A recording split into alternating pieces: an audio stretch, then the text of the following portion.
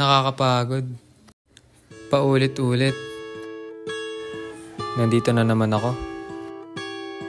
Gumigising ng walang trabaho. Kahit graduate naman na ng kolehiyo. Tama pa ba to?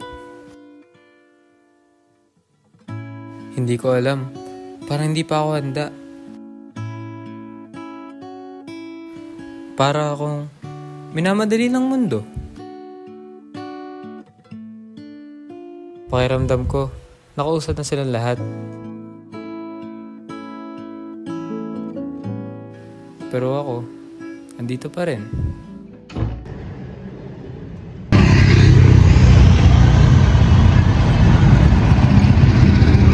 Miss, papaula ka?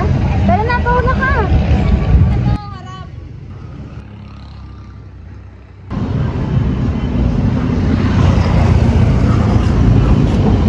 Iyo, kaya hulaan ang nararamdaman. Dali na, kaya kitang hulaan. Ano ba tanong mo? Ano bang ibig sabihin ng buhay ko? Ayun lang pala. Para masagot ang katanungan mo, inumin ko. Ano ba to? Mahala na.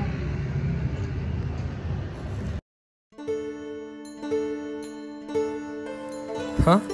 Paano ako napunta rito? Unang panahon?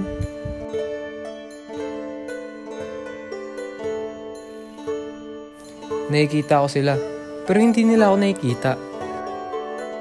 Naririnig ko sila, pero hindi nila ako naririnig. Alam mo ba, Socrates? Naniniwala ako na makabulang buhay may nasukat na epekto.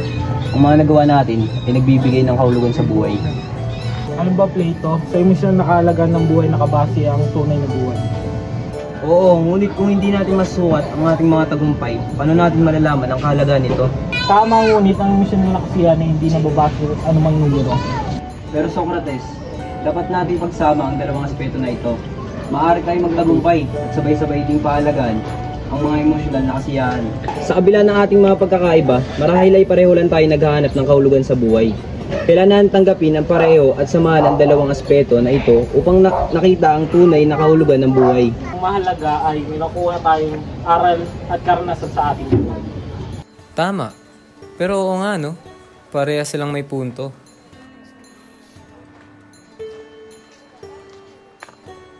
O may natutunan ka ba? Hindi lang yon ang sagot sa katanungan mo. There's more!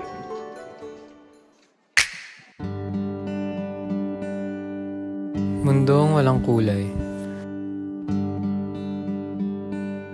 Mga taong gumagalaw at nakikipag-ugnayan, ngunit walang nagsasalita.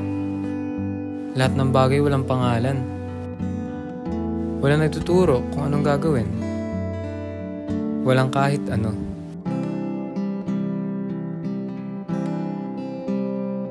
Sinenyasan niya ako at walang kamuwang-muwang lumapit ako.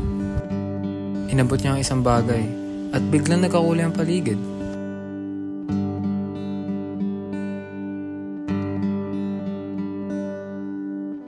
Hindi ko alam kung ano ito, na parang binura sa isipan ko.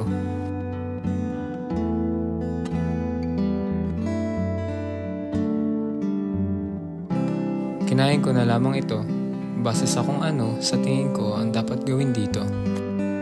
Purong karanasan, pangunawa at kahulugan sa pamamagitan ng kamalayan.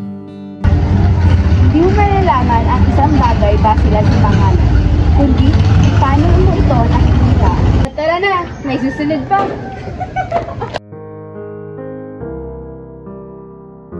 Panibagong dimensyon? Panghuli na kaya to? Nakasalubong ko ang mga taong may mga narating na. Iba't iba rin ang kanilang mga storya. Sa tagal ko nang hinahanap ang aking sarili, hindi ko maintindihan ang tunay na kahulugan ng buhay kung hindi ko kilala mismo ang naghahanap ng kahalagahan nito. Hindi naman nila mararating kung asan sila ngayon kung hindi nila kayang kumilos at gumawa ng paraan. Pinili ko ang sarili kong dahilan para magpatuloy araw-araw. Nasagot na. Oo, tapos na ang iyong paglalakbay.